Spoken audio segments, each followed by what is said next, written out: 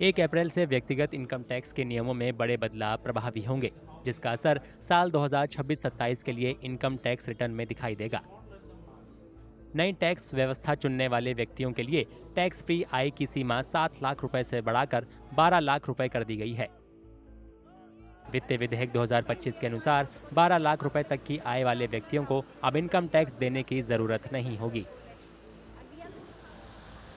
पहले नई व्यवस्था के तहत 12 लाख रुपए की इनकम वाले व्यक्तियों को 80,000 रुपए टैक्स देना पड़ता था।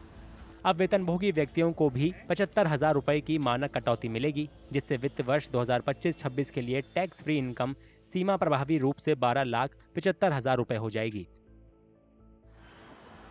इसके अलावा वित्त विधेयक 2025 ने संपत्ति किराए पर टीडीएस छूट सीमा को आसान बनाते हुए इसे 2,40,000 रुपए से बढ़ाकर 6 लाख रुपए सालाना कर दिया है, जो 1 अप्रैल से प्रभावी होगा।